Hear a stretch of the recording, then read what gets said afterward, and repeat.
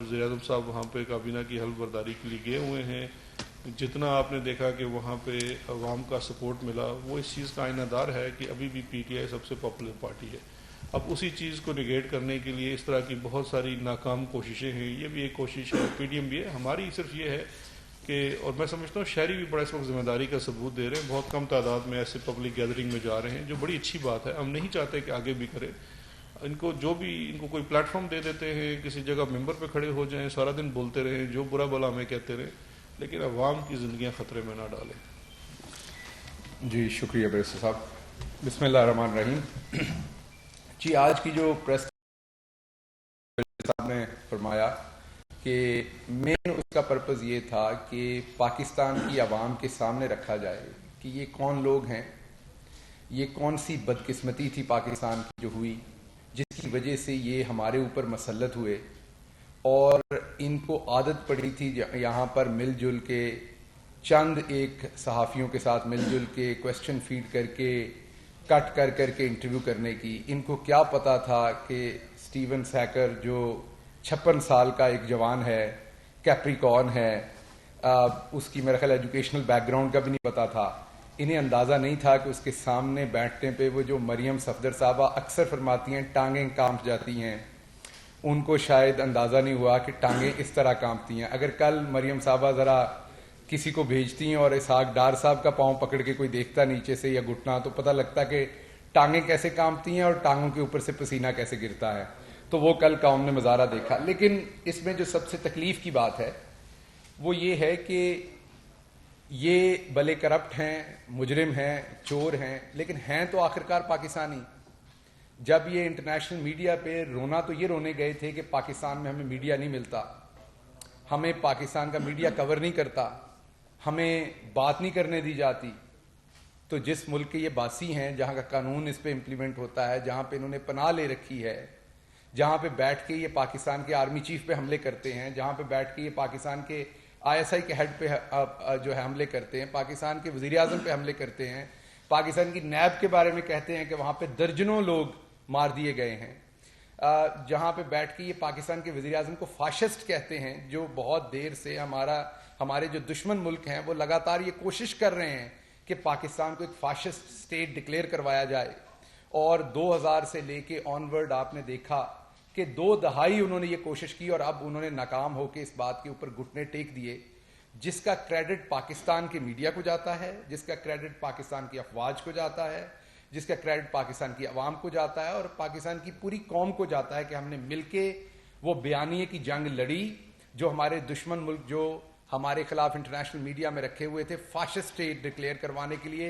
वो भले यूएन में आप देख लें या आज ये पाकिस्तान एक गया सवाल कि आप बताइए कि इमरान खान कौन सा ऐसा काम कर रहे हैं जिससे वो फाशिस्ट हैं. वो चाइना के साथ उसी तरीके से जो पाकिस्तान की लॉन्ग टर्म पॉलिसी है उससे भी आगे बढ़ के दोस्ती की तरफ जा रहे हैं, क्योंकि पाकिस्तान के लिए वो बेहतर है. रीजनल जो रिलेशनशिप है उनमें देखिए अफगानिस्तान में पीस में पाकिस्तान एक लीडिंग रोल ले रहा है और इमरान खान उसको लीड करते हुए नजर आ रहे हैं उस सारे पीस के प्रोसेस को. भले हमारे मुसलमान दुनिया के जो बड़े प्लेयर्स हैं उनके दरमियान में सुलह जोई हो वो, तो बताइए पाकिस्तान कहाँ पे फाशिस्ट है या इमरान खान कहाँ पे फाशिस्ट हैं. तो उसका जो जवाब था, सवाल गंदम जवाब चना, वो आपने देख लिया. फिर इनसे पूछा गया कि आप बीमार तो लगते नहीं, यही अंग्रेजी में ऐसे ही कहा जा सकता था महज़ब तरीके से. तो उसका जवाब ये हुआ कि आपको पता नहीं वहाँ पे क्या होता है, वहाँ ह्यूमन राइट्स क्या हैं. फिर इनसे सवाल पूछा गया कि आप 5 साल इंतज़ार नहीं कर सकते, आपको इतनी जल्दी किस चीज़ की है. अगर इमरान खान को मैंडेट 5 साल का मिला है तो आप इंतज़ार कर लीजिए 5 साल, और उसके बाद जाके जब, और ये भी कहा गया कि अभी तो आप यहां बैठे हैं, अगर आप पाकिस्तान जाना पसंद फरमाएंगे तो तब आप वहां जाकर इलेक्शन लड़ लीजिएगा. तो उसका जवाब दिया गया कि हमारा इलेक्शन चोरी हुआ था, जो हम बहुत देर से आपको बता रहे थे यहां पर कि अगर इलेक्शन चोरी हुआ था तो पिटीशंस आनी चाहिए थी. तो आपको 2013 और 2018 की जो पिटीशंस हैं उनका मुआवजा करना पड़ेगा. आपको ये देखना पड़ेगा कि 2018 में हमने पंजाब से ज्यादा पिटीशंस की हुई हैं, क्योंकि ये सिर्फ है ही अब पंजाब की पार्टी, तो इसलिए मैं सिर्फ पंजाब की बात कर रहा हूं, बाकी तो इन्होंने कहीं से सीटें नहीं जीती.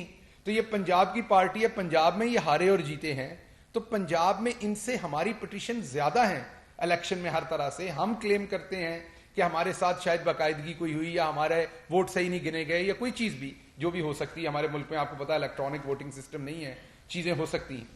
تو اس کا جواب یہ جب اینکر نے دیا کہ یورپی یونین کے مبصر نے کنکلوسیو سٹیٹمنٹ دی ہے کہ آپ الیکشن جو ہے وہ فیئر ہوئے, ایک ٹرو مینڈیٹ کے ساتھ گورنمنٹ آئی, تو انہوں نے کہا پوری رپورٹ پڑھیں. بندہ پڑھا لکھا ہو تو اس کو شاید یہ پتا ہوتا ہے. ایون وکیل صاحب ساتھ بیٹھے ہیں, اب جلدی سے کوئی پٹیشن بھی پڑھیں تو پریئر کو پڑھتا ہے بندہ کہ یار مانگا کیا جا رہا ہے, یا جج صاحب کا ڈیسیجن ہو تو اس میں جو آخری پیراگراف ڈیسیجن کا ہوتا ہے, کنکلوژن کا ہوتا ہے, وہی وہ ساری چیز کو سم اپ کرتا ہے. جتنی بھی پہلے بحث ہوتی ہے اگر اس کے اوپر آپ کوئی کنکلوسیو سٹیٹمنٹ دے رہے ہیں تو وہ اس کا ارک ہوتا ہے, وہ اس کا جوس ہوتا ہے آخر پہ. تو وہ بھی ان کو ٹیوشن پڑھانی پڑی ڈار صاحب کو.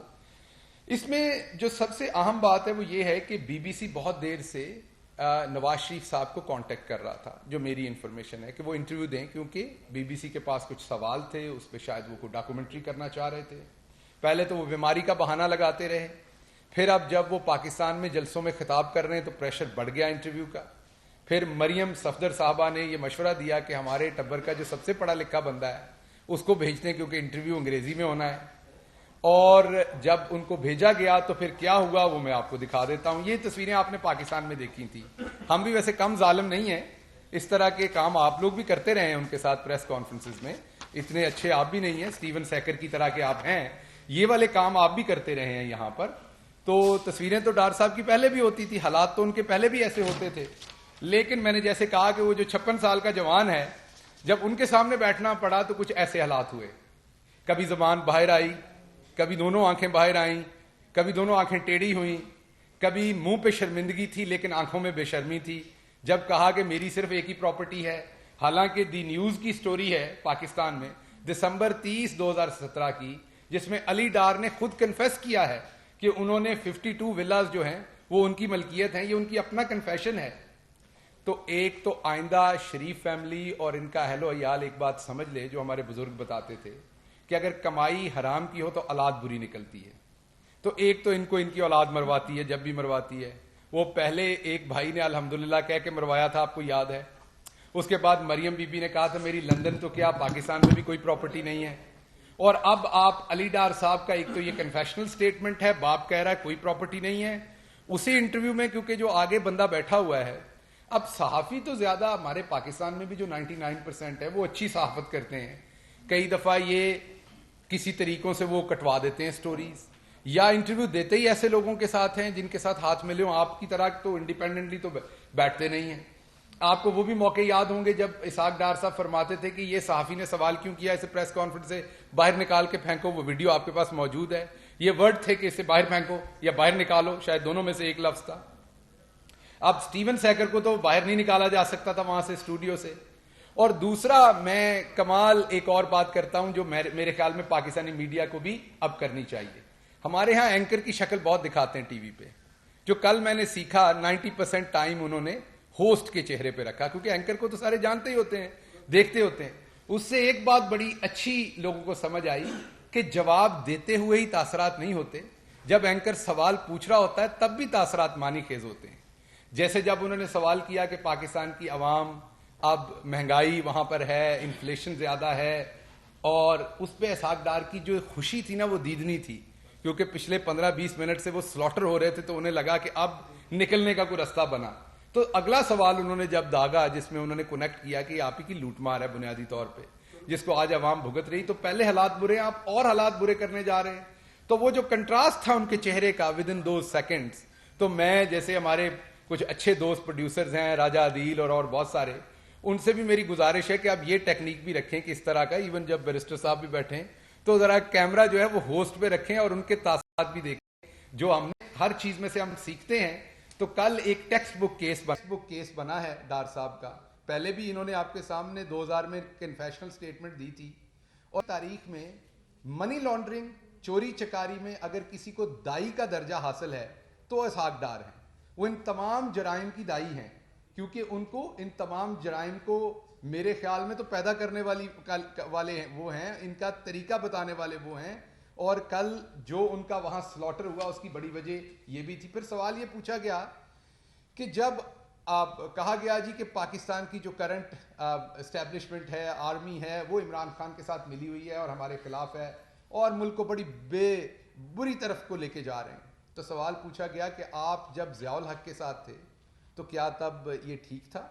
کیونکہ وہ آپ کے ساتھ کام کر رہے تھے, آپ کو پرورش کر رہے تھے, آپ کو تگڑا کر رہے تھے, تو آپ خوش تھے. آج اگر آپ کی اکاؤنٹیبلٹی ہو گئی ہے یا آپ کو عدالتوں کا جواب دینا ہے تو آج آپ ناراض ہیں. تو اس کا جواب آپ کے سامنے تھا. کیا تھا؟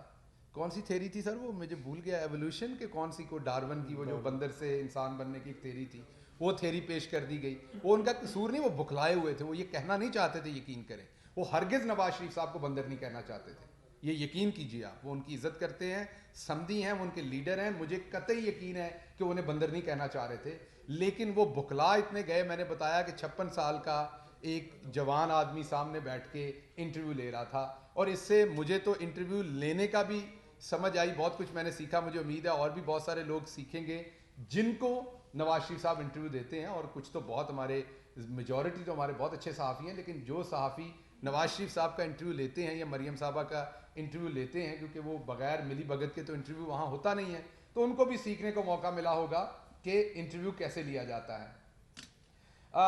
آخری بات جو میں نے آپ کے سامنے رکھنی تھی وہ یہ رکھنی تھی کہ ایک بات طے ہے کہ جب ان کو یہ بار بار سوال کیا جاتا ہے کہ ہمیں یہاں میڈیا پہ نہیں آنے دیا جاتا, تو یہ ویلکم ہے, یہ پاکستان کے میڈیا پہ بھی آئیں, صرف ان کو عدالتوں میں پیش ہونا پڑنا ہے. پہلے پاکستان آئیں, عدالتوں میں اپنا کیس لڑیں, اپنے آپ کو ایبسکانڈر سے ایک نارمل انسان بنے. تو پاکستان کا میڈیا کھلا ہوا ہے, اگر آپ کے باقی سارے ٹبر کے لیے کھلا ہوا ہے تو آپ کا ہمیں کیا مسئلہ ہے؟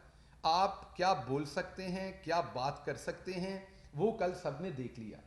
اور یہی بات پرائم منسٹر عمران خان ان کے بارے میں 24 سال سے کہہ رہے تھے کہ یہ ان پڑھ ہیں, جاہل ہیں, نالائق ہیں, کرپٹ ہیں, اور یہ پاکستان کے لیے کبھی عزت کا باعث نہیں بن سکتے. آگے سے جو اگلی نسل ہے وہ بھی آپ کے سامنے ہے. مریم صاحبہ جب بولتی ہیں ان کے منہ سے بھی جھوٹ نکلتا ہے, وہ بھلے ملتان کی جلسی کے اندر ان کی تقریر ہو, بھلے کسی اور میں ہو, آپ کے سامنے وہ تواتر کے ساتھ جھوٹ بولتی ہیں. تو ان کا وتیرہ یہ ہے کہ اتنا جھوٹ بولو کہ وہ سچ لگے. یہی کوشش کل بی بی سی کے سامنے کرنے کی کوشش کی گئی. میری اطلاع تو ایک ہے کہ شاید ایک ڈاکومنٹری بھی آئے, وہ بی بی سی سے آئے یا کہیں اور سے آئے, کیونکہ اس کا مواد وہاں پر چند صحافیوں کے پاس ہے جو ان کو سوال بھیج چکے ہیں, اور اسی پریشر میں مریم صاحبہ کے کہنے پر یہ بیچاروں نے دوبارہ قربانی دی ہے. یہ زیادتی کر رہے تھے ان کے بارے میں کہ انہوں نے چوز کیا وہاں انٹرویو دینا. میرا نہیں خیال وہ چوز کیا, انہیں ذبح ہونے کے لیے سامنے بٹھایا گیا ہے, کیونکہ وہ خاندان کے سب سے پڑھے لکھے آدمی تھے. اور اگر پڑھے لکھے بندے کا حال یہ ہے تو آپ خود سوچ لیں کہ انٹرویو میں کہا کہ میری کوئی پراپرٹی نہیں ہے, اور پھر جب اگلا سوال داغا گیا تو میری ایک پراپرٹی ہے, پھر داغا گیا تو پھر بالکل ہی جواب کسی اور طرف لے گئے. حالانکہ آپ کے سامنے میں نے بتایا دسمبر 30, 2017 ان کے بیٹے کا کنفیشنل سٹیٹمنٹ ہے جو یہ کہہ رہے ہیں دبئی میں ان کا ایک ولا ہے کہ ہمارے 52 ولاز ہیں. تو بنیادی طور پر عوام کے سامنے یہ رکھنا چاہ رہے ہیں کہ یہ ان کا اصل چہرہ ہے. جو کل بی بی سی میں ہوا, جو پاکستان کے لیے ایز اے پاکستانی میرے لیے شرمندگی ہے. جو ہماری پولیٹیکل مخالفت اپنی جگہ, یہاں بیٹھ کے میں جملے بازی بھی کروں گا, اٹیک بھی کروں گا, لیکن اگر یہ والے کام آپ اردو میں کر لیا کریں, کیونکہ آپ چوری چکاری بھی اردو میں ہی کرتے ہیں, آپ کا تمام کاروائی پنجابی اور اردو میں ہے, آپ سری پائے بھی اردو میں ہی کھاتے ہیں, تو آپ جب مال پانی اردو میں کھاتے ہیں تو میری آپ سے 10 بدس گزارش ہے کہ آپ انٹرویو بھی اردو میں ہی دے لیا کریں. یہیں گھر اپنے کسی بندے سے بےزتی کروا لیا کریں. کاشف صاحب بیٹھیں یا دوسرے دوست بیٹھیں, کدھر انہی کے ہاتھوں میں ذلیل ہو لیں, ادھر گھر کی بات گھر رہ جائے گی. آپ ادھر سٹیون سیکر کے ہاتھوں ذلیل ہونے گئے ہیں, اور بی بی سی میں بیٹھ کے آپ نے پاکستان کے لیے بھی ہزیمت اٹھانے کی کوشش کی. پاکستان کے پرائم منسٹر کو فاشسٹ کہہ کے چھپنے کی کوشش کر رہے ہیں. اس کا آپ کو مشورہ ملا کہ آپ عدالتوں میں جائیے. آپ نے کہا میں ابھی بھی بیمار ہوں, عدالتوں میں جائیے. آپ نے پاکستان کے آرمی چیف کے اوپر الزام لگایا تو پوچھا گیا جو پہلے آرمی چیف آپ کو سپورٹ کرتے تھے ان کا کیا بنا. تو بنیادی طور پر عوام کو یہ انٹرویو بار بار دیکھنا چاہیے. میں نے کسی سے ریکویسٹ کی ہے, بی بی سی کو کریں گے ایک, کیونکہ ان کے کاپی رائٹس ہیں, کہ اگر وہ اسے اردو میں ڈب کر کے پاکستان کی عوام کو دکھائیں. یہاں کے وزیر خزانہ رہے ہوئے ہیں کہ یہ قابلیت تھی ان لوگوں کی جو وزارت خزانہ میں, یقین کیجئے میرٹ پہ ایک کلرک نہیں بن سکتے, وہ ہمارے وزیر خزانہ رہے ہیں. یہ نہیں بتا سکتے کہ میری ایک پراپرٹیز ہیں یا زیادہ پراپرٹیز ہیں. تو یہ اللہ الحق ہے جو عمران خان کہتے تھے، جو عمران خان 24 سال سے عوام کو بتاتے تھے، وہ نہ صرف یہ پاکستان میں، لندن تو کیا پاکستان میں یہ ذلیل ہوئے ہیں، تو اب یہ لندن میں بھی ہو رہے ہیں، اور جہاں جائیں گے ضلالت ان کا مقدر ہے، کیونکہ انہوں نے زلزلہ زدگان کا پیسہ کھایا، غریب کا پیسہ کھایا، اور یہ پاکستان کی عوام کو بیوقوف سمجھتے ہیں. آپ کے سوال جی.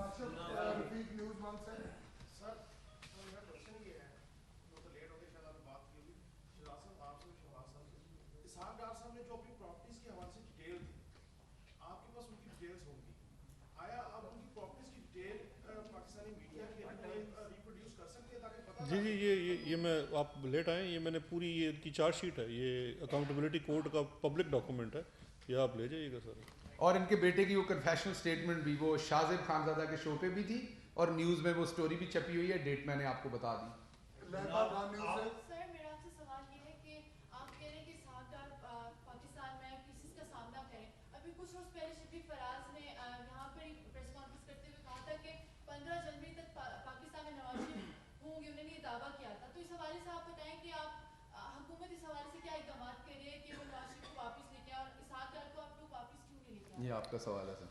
دیکھیے جی، دو مختلف کیسز ہیں، ایک اسحاق ڈار کا کیس ہے اور نواز شریف کا. اسحاق ڈار ایک ایکیوزڈ ہیں، ملزم ہیں، اور ان کو واپس لانے کے لیے ایکسٹریڈیشن ریکویسٹ بھی فائل کی گئی ہے، اور اس ایکسٹریڈیشن ریکویسٹ کے اوپر 1 سال پہلے برطانیہ سے ہمارا، کیونکہ ہماری ان کے ساتھ ایکسٹریڈیشن ٹریٹی نہیں ہے، تو ان کو لانے کے لیے جو پہلا سٹیپ ہوتا ہے وہ رضامندی کے طور پہ برطانوی حکومت نے پاکستان حکومت کے ساتھ ایک MOU سائن کیا ہے، جس کے تحت جب اس کا کیس لیگل پروسیس ہو جائے گا برطانیہ میں تو انہیں پاکستان بھیج دیا جائے گا. وہ ایک پروسیس ہوتا ہے امیگریشن کا، یہاں بھی جو کیس آتے ہیں اس میں کچھ وقت لگتا ہے. اس میں ایک رکاوٹ شاید یہ بھی ہے کہ ہماری اطلاعات ہیں، آلدو برطانوی حکومت اپنے قانون کے مطابق یہ کنفرم نہیں کر سکتی کہ کسی نے اسائلم اپلائی کیا ہے یا نہیں کیا، لیکن صحافی جیسے یہاں بھی ہر جگہ پہنچ جاتے ہیں، وہاں بھی تو ہماری اطلاع ہے کہ انہوں نے شاید اسائلم بھی اپلائی کیا ہوا ہے. تو اسحاق ڈار نے. جو نواز شریف صاحب کا کیس ہے وہ تھوڑا سا مختلف ہے اسحاق ڈار سے. نواز شریف ایک کانوکٹ ہے، سزا یافتہ مجرم ہے، اور برطانیہ گئے ہیں وزٹ ویزا کے اوپر، اور وزٹ ویزا کا ایک اپنا قانون ہے برطانیہ کے، ان کے اپنے اسٹیبلشڈ پبلشڈ نوٹیفائڈ رولز ہیں امیگریشن کے، 1976 کے ہیں شاید. اس سلسلے میں ہم نے برطانوی حکومت سے رابطہ کیا ہے، اور لیٹلی آپ کو یاد ہے کہ میں نے برطانوی جو ان کی وزارت داخلہ کی سے ہیں سیکرٹری پریتی پٹیل، انہیں ایک آفیشیل خط بھی ارسال کیا تھا جس میں ہم نے ایکسپلسٹلی نواز شریف صاحب کی ڈپورٹیشن ڈیمانڈ کی ہے. اور ڈپورٹیشن اس لیے ڈیمانڈ کی ہے کیونکہ ایکسٹریڈیشن کا جو پروسیس ہے وہ ایک الگ پروسیس ہے. ہمارا یہ کہنا ہے کہ نواز شریف ایک سزا یافتہ مجرم ہیں جن کو پاکستان میں 7 سال سزا ہوئی ہے. وہ اپنی سزا کے دوران ایک انڈرٹیکنگ کے تحت برطانیہ گئے اپنا علاج کرانے کے لیے، اور اس وقت ان کو پاکستان کی عدالتوں نے بھی پروکلیم ریفرنڈر ڈکلیئر کر دیا ہے، ان کے اوپر آرڈر ہے کہ واپس آ کے اپنا سینٹنس سرو کریں. تو اس لیے ان کا جو وزٹ ویزا ہے وہ کینسلیشن بنتی ہے آپ کے اپنے قانون کے مطابق. اور اس پیرائے میں برطانیہ پاکستان کے ساتھ ان کا ہمارا ایک معاہدہ بھی ہے. جو ڈپورٹیشن میں بہت سارے پاکستانی جو ویزا وائلیشن کرتے ہیں یا کوئی بھی وہاں پہ کوئی ایشو ہوتا ہے جو کہ ویزا کے اوپر ہے، وہاں کے نیشنل نہیں ہیں، انہیں برطانیہ ڈپورٹ کرتا ہے.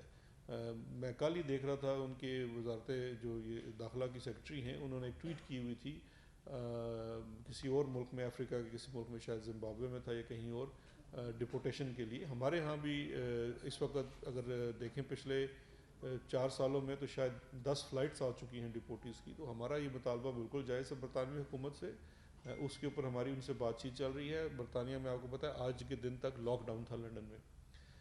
اس لاک ڈاؤن کے بعد ہمیں، بیکاز جو میری اطلاعات ہیں اور یہ میں آپ سے شیئر کر رہا ہوں کہ جو نواز شریف کا وزٹ ویزا ہے اس کی میعاد ہوتی ہے 6 ماہ. 6 ماہ کے اندر آپ کو ملک سے باہر نکلنا ہوتا ہے. پہلے 6 ماہ کی میعاد جب ختم ہوئی تو برطانیہ میں کووڈ کی وجہ سے ایک جنرل ایمنسٹی دی گئی تمام ویزاز کو 6 ماہ کی. اب وہ جب دوبارہ مدت ان کی ختم ہوئی ہے تو شاید 20 یا 22 نومبر کو ختم ہوئی ہے. اس کے بعد 2 دسمبر کو کووڈ کی وہاں پہ جو لاک ڈاؤن ہے لنڈن کا وہ ختم ہو رہا ہے. تو ان کے کیس کے اوپر ڈیسیجن ہونا ان کے ویزا ایکسٹینشن کا بھی باقی ہے برطانیہ کے لیے. ہم چونکہ یہ چیز پوائنٹ آؤٹ کر چکے ہیں. اس کے ساتھ ساتھ جو پروکلیمڈ افینڈر والا سارا پروسیس ہے وہ بھی کمپلیٹ کر دیا گیا ہے, اور ہم اس کے بعد ڈپینڈ کرتا ہے اپون لیگل ایڈوائس. اس میں ہم مطلب میں واحد وکیل نہیں ہوں, اور بھی بہت وکلا سے مشورہ کیا جاتا ہے برطانوی وکلا سے. اگر ضرورت پڑے گی تو ہم ان کی جو ایکسٹریڈیشن ہے وہ بھی فائل کریں گے.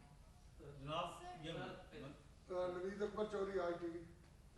اس کے بعد میں پوچھ لوں, ناراض ہو جائیں گے. سر ایک تو یہ کہ ڈیپورٹیشن کے لیے ہمیں وہاں پہ کورٹس میں جانا پڑے گا یا گورنمنٹ ڈیسائیڈ کرے گی, کیونکہ پہلے سے ہم تو پاکستان سے کافی برٹش شہریوں کو ڈیپورٹ کرتے رہے ہیں برٹش گورنمنٹ کی, ہوتی ہے ریسپروکیشن کے اس کے ہوتا ہے. تو اب آیا برٹش گورنمنٹ بھی تعاون کر رہی ہے, آیا یہ تو نہیں ہوگا جس طرح الطاف کے حسین کو اس میں کیسز میں ہوتا رہا, کئی دہائیاں گزر گئی ہیں. دوسرا سر یہ ہے کہ ایک ایبسکونڈر ہے جو دار صاحب ہے, تو ایبسکونڈر کے لیے بھی اس طرح کا ہونا چاہیے کہ ان کو کوریج وائڈ کوریج نہ ملے پاکستانی ٹی وی چینل پہ, جس طرح سے ایک مجرم کو نہیں ملتی, کیونکہ ایبسکونڈر بھی تو دانتوں نے قرار دیا ہے. تو اس میں تھوڑی اور سر اسحاق ڈار کے کیسز کی اب کس نوعیت پہ ہیں, کہاں پہ کھڑے ہیں؟ دیکھیں جی, دو چیزیں ہیں. پہلی تو جو آپ نے سوال کیا کہ ان کی ڈپورٹیشن, ہم چونکہ حکومت بالکل ہم سے تعاون کر رہی ہے, برطانوی حکومت, اس میں ہم ان سے رابطے میں بھی ہیں. یہ کووڈ کی وجہ سے تھوڑا سا جو ڈیسیژن ہے وہ اس میں تاخیر ہو رہی ہے, لیکن یہ ایڈمنسٹریٹو ڈیسیژن ہوتا ہے, ایگزیکٹو ڈیسیژن ہے ڈپورٹیشن کا, یہ عدالت سے نہیں ہوتا. ہاں, جب ایگزیکٹو ڈیسیژن لے لے تو ان کے پاس ایک چوائس ہوتی ہے اس کو ریویو کروانے کی, تو وہ ریویو کے لیے ضرور جا سکتے ہیں عدالت میں, اس پہ ان کا گراؤنڈ دیکھا جائے گا. وہ مقدمہ پھر برطانوی حکومت خود لڑے گی کہ اگر وہ ان کو ڈپورٹ کرتی ہے تو وہ صورت میں ہوگا. جو اسحاق ڈار صاحب کی کوریج کی بات کی ہے تو اس کے اوپر تو آلریڈی ایک ججمنٹ ہے, شاید اسلام آباد ہائی کورٹ کی ہے یا پیمرا کی ہے, آئی ایم ناٹ شیور, لیکن وہ کوریج سے روکتی ہے کہ ایک جو پروکلیمڈ افینڈر ہے اس کو میڈیا کے اوپر اس طرح سے کوریج نہیں دی جا سکتی. بی بی سی کا جو انٹرویو ہے وہ چونکہ برطانیہ میں ہوا ہے تو ایکسٹرا ٹیریٹوریل ہے, اس کی اس کو آپ کچھ نہیں کہہ سکتے. سر آپ عرض کرنی تھی کہ نواز شریف منی لانڈرنگ جو ہے کیس ان پہ بنا ہوا ہے, اور آپ انگلینڈ سے یا برطانیہ سے ان کے حوالے کریں, لیکن اس سے پہلے الطاف حسین جو بڑا قومی مجرم ہے اس کی حوالگی کا مطالبہ کیوں نہیں کر رہے آپ؟ منی لانڈرنگ کا کیس اس پہ ہے, قتلوں کے کیس اس پہ بھی ہیں. تو اس کی نمبر دو یہ عرض کرنی تھی آپ دونوں حضرات سے ساری کہ آپ لوگوں کو اسحاق ڈار کی معمولی سی باتیں بھی پہ نظر رکھی آپ نے, لیکن پاکستان کے اندر جو معاملات عوام کے مہنگائی پر نظر ہے, نہ آپ کی بے روزگاری پہ نظر ہے, تو اس کی یہ اتنا تضاد کیوں ہے؟ پہلے سوال کا تو میں جواب دے دیتا ہوں. جو پہلا سوال آپ نے کیا تھا جو الطاف جی الطاف حسین کے کیس میں دوسرے بھائی نے بھی سوال کیا تھا. ڈفرینس یہ ہے کہ پچھلی 3 حکومتیں جو آئی انہوں نے الطاف حسین کے معاملات, یا 2 حکومتیں پچھلی تھی, انہوں نے بالکل سیریسلی نہیں اٹھائے. یہ ہمارے ہی گورنمنٹ کے اندر ہوا ہے کہ پچھلے 1.5-2 سال کے اندر الطاف حسین منی لانڈرنگ کے لیے برطانیہ میں چارج بھی ہوا ہے. آپ کو یہ کیس لیگلی ہسٹوریکلی دیکھنا پڑے گا. الطاف حسین کو پہلے اسائلم ملا, اسائلم کے بعد وہ برٹش نیشنل ہو گیا. الطاف حسین پاکستان میں صرف منی لانڈرنگ کے کیسز میں مطلوب نہیں ہے, قتل کے کیسز میں بھی مطلوب ہے. قتل کے کیسز کے اندر سزائے موت ہوتی ہے. برطانیہ کا قانون ہے کہ وہ کسی اس شخص کو وہاں ایکسٹراڈائٹ نہیں کریں گے جس کے اوپر قتل کا الزام بھی ہو اور اس کو پھانسی کی سزا ہو سکتی ہو. تو اور اس میں دوسرا سب سے بڑا جو ہمیں پرابلم تھا, باٹل نیک تھی, کہ اس ملک سے جہاں پہ پھانسی کی سزا ہوتی ہے نہ وہاں ایویڈنس دیا جا سکتا ہے نہ بھیجا جا سکتا ہے. تو عمران فاروق مرڈر کیس میں ہم نے لاء میں امینڈمنٹ کر کے, اس طرح سے انڈیا میں بھی ہے کہ اسپیشل کیسز کے اندر یہ آپ گارنٹی کرتے ہیں کہ آپ کو سزائے موت نہیں دی جائے گی, اور اس کیس میں کسی اور شخص کو بھی یہاں نہیں دی جائے گی. تو اس لیے ان کو پھر ایویڈنس دے سکتے ہیں. تو عمران فاروق قتل کیس میں جو ایویڈنس ہمارے پاس تھا وہ لیگلی ہم نے برطانیہ سے شیئر کیا ہے, اس کے اوپر بھی ان کے اوپر وہاں کارروائی ہو رہی ہے, اور اس کے ساتھ ساتھ جو منی لانڈرنگ کا کیس ہے اس کے اوپر بھی. جہاں تک سر آپ کی بات ہے مہنگائی والی, تو یہ کسی بھی سیاسی حکومت کو کوئی شوق نہیں ہوتا ہے کہ مہنگائی ہو. ہر حکومت اپنی طرف سے پوری کوشش کرتی ہے.